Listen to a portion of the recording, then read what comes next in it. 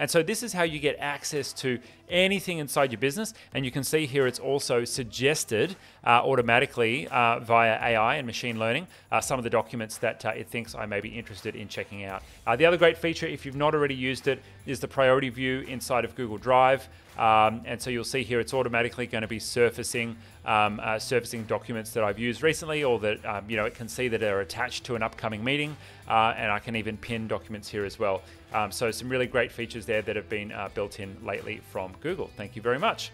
Of course, we have the meetings from Google as well, and I've already talked a little bit about Google Meet. But one of the highlight features that has literally just been released is the ability to do backgrounds, as well as the recording, as well as blurring your background if you want to blur your background, as well as being able to do breakout rooms, which are coming very soon, as well as being able to do Q&A and polls. They basically finally decided to catch up on some of the features that Zoom put in place a long time ago. But anyway, I'll keep the bitching to a minimum about Google. A couple of other tools that might be useful for you as you're working remotely. Number one, you're going to need phones. And so we use a platform called Dialpad. We don't have Google Voice available in Australia yet, but Dialpad was literally founded by the guys that created Google Voice. They left Google and created a much more featured business solution for cloud-based phone calls. And the solution is called Dialpad. Now, as you can see here, it runs on the desktop and it also runs on the mobile as well. And so your business phone number, which can be a Sydney landline or a Perth landline, or wherever your business is based, you can have a landline. You can even port in your existing numbers if you want, but it turns it into a digital phone system, which both runs on the mobile device and also on your desktop as well. You can buy a desk phone if you want to, literally have a phone sitting on your desk to answer it, which some of our customers do. But this basically allows you to be free. Now, the thing that I love about Dialpad is it works from all over the world, and it's a globally distributed app. So what that means is that when I'm traveling, not much traveling happening right now for obvious reasons, but when I am traveling, I was on the motorbike, on the back of a motorbike actually, in Thailand, and I was answering business calls while I was on the road, and it just uses 4G, or it uses your Wi-Fi wherever you are, and when I dial out, it looks like my Sydney number is ringing the customer. So I can be on the mobile, out and about. I don't have to expose my mobile number to my customers. That's one of the biggest challenges of early stage entrepreneurs, is they're always available, and so you can never actually be productive if you're the go-to person for absolutely everyone in the business. But Dialpad is a great little app, deeply integrated with G Suite, which allows you to have all of your phone calls wherever you are, and it allows you to do all kinds of cool things like see all of your Teams calls as well. I may even give you guys a super quick demo of Dialpad, because I've got it right here. Oh, there we go. Of course, it's bloody signed out on me, and I'm going to have to sign in again. Let's see if we can do this quickly, because I want to show you like one killer feature of. Let me show you one killer feature of Dialpad. All right, here we go. So this is my Dialpad app. Apologies if it's a little bit small and hard to see. But basically, I can open up my company mainline, and I can see every single call in and out of the business. So you can see there every minute there's calls coming in and coming out.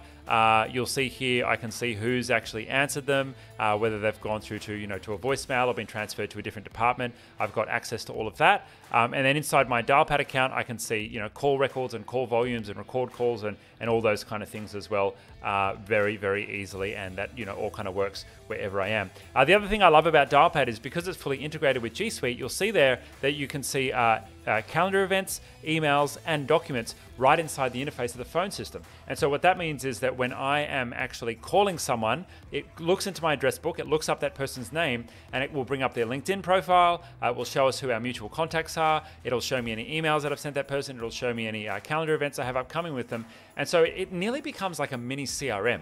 It's just like an amazing way of doing business, particularly if you're doing sales or account management type calls.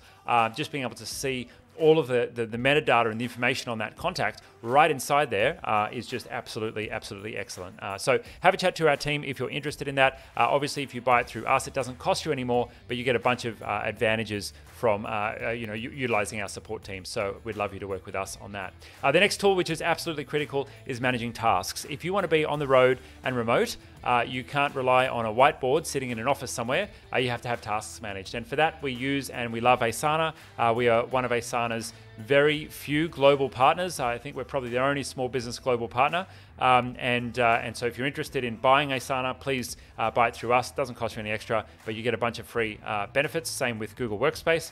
And Asana allows us to have tasks for our whole team and keep everyone connected. And basically having a decent shared task system in your team and inside your company reduces the amount of is it done yet, is it done yet, is it done yet, is it done yet type effect of you running and managing the business and managing your team. It's really the only way to get work done, because how many teams will work is, you go and sit in a meeting and you decide what things need to get done, and everyone kind of writes their own to-do list. And then when you get back to the meeting the next week, you kind of have to go, what were the things that I asked for? I don't quite remember, especially if you're the business owner and you've got all kinds of things that you need to be managing inside the business and outside the business. You may have a family, and you've got another life as well as having to worry about not only your tasks, but the tasks of everyone else inside your business. And so, we recommend that it's absolutely mandatory for businesses that are in the startup stage, businesses with only 2 to 3 people in the whole company, that they get really good at tasks and start using something like Asana, because that is the way that you bring people together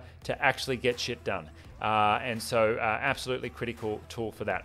So I've talked a little bit about what some of the tools are for your team and how you can run a remote business, using those tools. We go into depth in those inside Genius Academy. So check out Concierge if you're not yet a member of Concierge, where we have deep dives on Asana, deep dives on Dialpad, deep dives on all the ways that we actually use them and how we do all of our strategic planning as well every year and every quarter, right down to how we run our huddles, how we run our week-to-week meetings, and in all the strategic execution of our business. Basically, we're open book. Once you become a customer of ours, we just show you how we do it. We don't promise to be perfect. We don't promise to have the best solution, but we do know that we're a successful, fast-growing business, and even throughout COVID, we've been able to continue to stay resilient and grow as well. So let's talk a little bit about some of the tools on the road. What are some of the things that you may need as you're journeying if you wish to be location independent? And I want to take your mind back to, asking you, where did you want to live? Where did you want to work from? If you could work from or live anywhere in the world, where would you want that to be? Okay, cool. We don't have anyone else who's put more comments in there yet.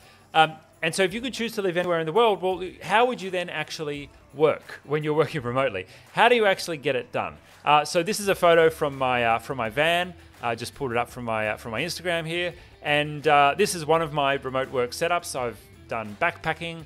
I've done van life. This is called an expedition truck, which is basically a massive 4-wheel drive caravan, camper van. You can kind of think about it that way. But effectively, this allows me to kind of work from wherever. And so you're going to need tools to actually get your work done on the road. And to be honest, my remote work setup is pretty damn simple. Now, one of the important shifts for me as I grew from being a startup to then a growth business and reaching the point of being a scale business is when I became a scale business, or when our business became a scale business, I stopped doing any technician work.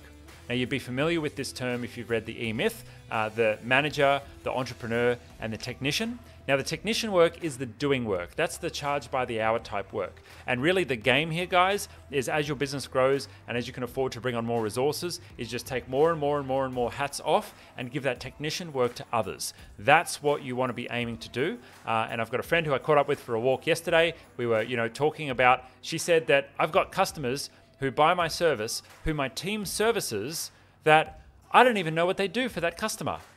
Awesome. That's perfect. That's ideal where the business owner is not on the tools and they are not actually doing the delivery.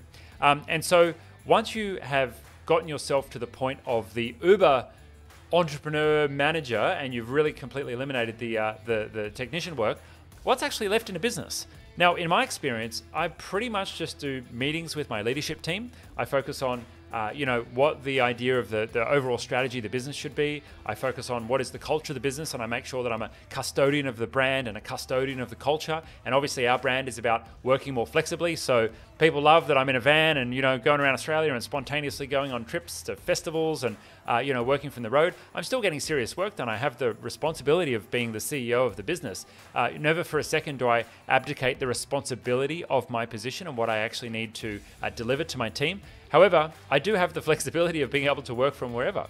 And so I really do enjoy that. But what I've found is functionally in my role, most of my role is actually just on leadership right now. It's mostly just guiding and caring for my team and guiding and caring for the strategy in the business. And so what I've found is that I don't actually need that much to get my work done. I use a laptop, so I use a Chromebook as my primary device. We've got plenty of other videos on our channel about Chromebooks if you're interested in checking them out, why Chrome OS is advantageous and how it works really well. And then I use an iPad Pro as well. Honestly, it just happens to be the other device that I have. I could use just a second screen or something like that, but what I do find is because I'm most of the time spending my time on meetings, I want to have one device for my meeting, and then I want to have another device to write my notes, do any research, maybe share a presentation into the meeting. So I kind of find that having an iPad and my Chromebook in front of me are the best of both worlds.